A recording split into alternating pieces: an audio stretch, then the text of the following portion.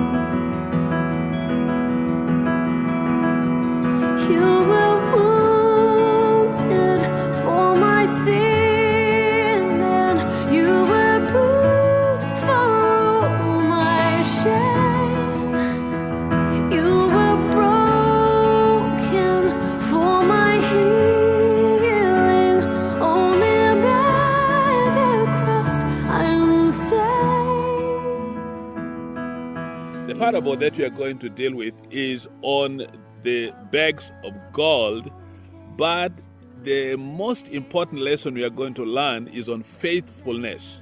Faithfulness. And so the parable comes from Matthew 25. I'm going to read verses 14 to 30. Verses 14 to 13. I would love you to turn to your Bible. If not, please get a notebook and a pen. Jot it down. When you have your time, you read it at leisure. Verse 14. Again, it will be like a man going on a journey, who called his servants and entrusted his wealth to them. To one he gave 5 bags of gold, to another 2 bags, and to another 1 bag, according to his ability, each according to his ability. Then he went on his journey. The man who had received 5 bags of gold went at once and put his money to work and gained 5 bags more. So also the one who with 2 bags of gold gained 2 more. But the man who had received 1 bag went off, dug a hole in the ground, and hid his master's money. After a long time, the master of those servants returned and settled accounts with them. The man who had received 5 bags of gold brought the other 5. Master, he said, you entrusted me with 5 bags of gold, so I have gained 5 more. His master replied, well done, good and faithful servant. You have been faithful with a few things.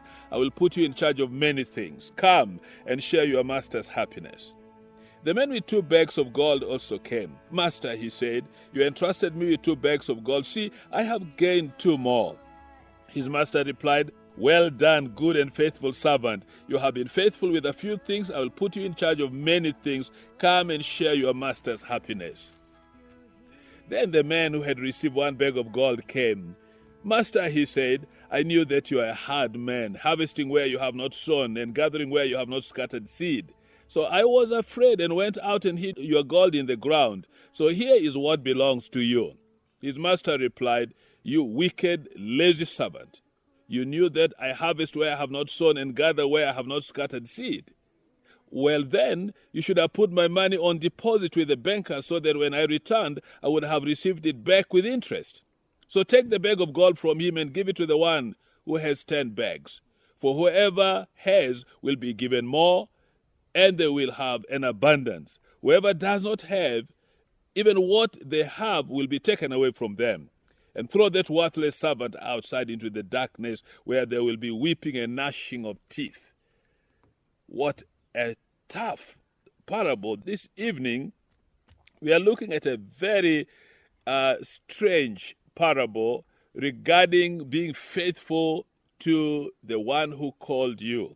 We are looking at 3 categories of people in this parable. The master, the 2 servants, and the 1 servant. The master, let's look at him. He entrusted his servants with his wealth and he went away. He gave his money, and when you read this in other version, It's talking about talents. Talents. But the talents they're talking about is bags, not coins, it's bags. Bags of either silver or gold. In this case, it is bags of gold. 5 bags, 2 bags, and 1 bag. Now, this is a master's money he's giving to his servants. Now, he gave them according to their ability. Now, that's very important to know.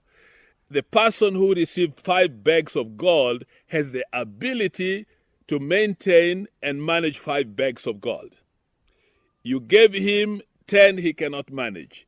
You gave him 1, is under him. He is able to manage 5 bags of gold. And then 2 bags of gold, according to the ability of the man who can manage 2 bags of gold. 1 bag of gold, also according to the ability of the man who can manage 1 bag of gold. So he knew his servants. He knew their abilities. He knew their capabilities. So he's giving them his money according to their ability. Now, another thing I find extremely amazing about this man is that he is giving his servants so much money on trust, because they're his stewards. They're supposed to be people who serve his interests. But he has trusted them. He has trusted them fully. Now he is giving them, and he's also going to go away, meaning that there is no supervision. The man is going to leave these people to work on their own with so much money because he trusted them. Now it's a picture of a wonderful God who trusts his people whom he has created in his own image and gives them every gift that God can give a person. There is generosity in this master, equivalent to the generosity of God. God is such a generous giver. Look around you and see what God has put for our own purposes. The things God has created, he has created for mankind to enjoy, and out of his generosity has given abundantly to his people, just like this man. And then he went away. He went away. He left the people. Now, why should he go away? He is knowing that these people have intelligence, understanding, and I believe moral standing to manage his wealth. Now, that is the master. Let's look at the 2 servants in verse 16 and verse 17. In verse 16 we read, "The man who had received 5 bags of gold went at once and put his money to work and gained 5 more bags. So also the one with 2 bags of gold gained 2 more. Now we are looking at the activities of 2 servants who are behaving exactly the same. Their abilities are different. One man has 5 bags, another man has 2 bags, but they are behaving exactly the same. They went out immediately. They began to do business for the master.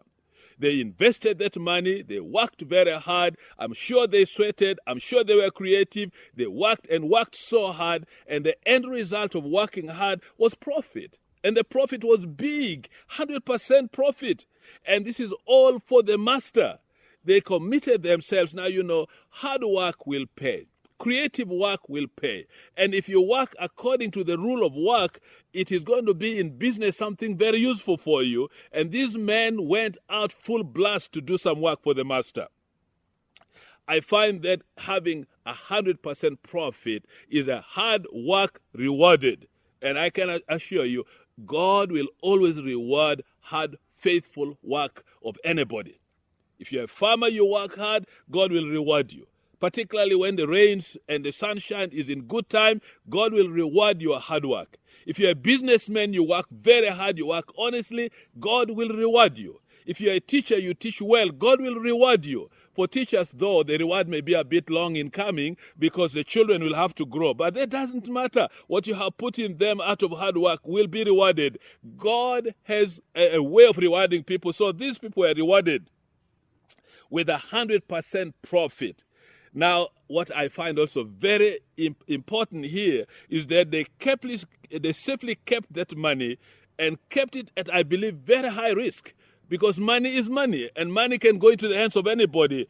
They are waiting for the master to come. They have kept this money. They have gained 100% profit. But you know, the master returned. And when he returned, they gave him the accountability. Let's look at accountability in verse 19. After a long time, the master of those servants returned and settled accounts with them. The man who had received 5 bags of gold brought the other 5. Master, he said, you entrusted me with 5 bags of gold, so I have gained 5 more. His master replied, well done, good and faithful servant. You have been faithful with a few things. I will put you in charge of many things. Come and share your master's happiness. Isn't that beautiful? Look at verse 22. The man with 2 bags of gold also came. Master, he said, you entrusted me with 2 bags of gold. See, I have gained 2 more. His master replied, well done, good and faithful servant. You have been faithful with a few things. I will put you in charge of many things. Come and share your master's happiness. This is an amazing thing. What I find very interesting is this. These people brought everything that they made for the master, the initial principal money, and then the profit. They never took commission. In our days, people like to take commission. No, they never did. The money was brought in. The master was happy. I look at verse 20 there. The master is very, very happy. He said, you gave me 5 and I brought you 5 more. The master was very, very happy with this accountability. Let me make a point here. We shall be accountable for everything that we have received in our lives. Because every other thing you have is a gift from God. We will be accountable for every gift that God has given us. Now we are looking at how much the master has received. From 5, he got another 5, that is 10. From 2, he got another 2, that is 4. Now, this is all coming to the master. The money has multiplied 100%. Do you know that even if the master had spent a long time, he had to return. He had to come home. There's a picture here. When Jesus went back to heaven, he said he was going to come back. Now, this is over 2,000 years ago. Now, some of us are living lives as if life will continue indefinitely. No, the Bible tells us that the Lord Jesus Christ will return. And when he returns, accountability season will come. Accountability time will come. If he comes to find us still alive, we will meet him. Those who are dead will all come back from the dead, and they will all stand before him to give accountability. Listen, anything I do for God, I will be accountable for it. Have I made profit for the Lord or not? Have I been cheating him or not? Accountability season will come. The master returned, and when he returned, this accountability from these 2 servants made him very happy. He received his money with joy.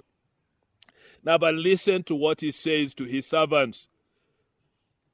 He says, well done, faithful servant. Well done, faithful servant. You have been faithful with a few things. I will put you in charge of many things. To the one who got 5 bags extra, and to the one who got 2 bags extra, he's saying the same. He said, well done, good and faithful servant. You have been faithful with a few things. I will put you in charge of many things. Come and share your master's happiness. I'll explain that a little later for you. Do you remember? He is rewarding these servants with a well done thank you words. Brought to you by Words of Hope, Bishop Henry Luke Orombi, a retired Archbishop of the Church of Uganda.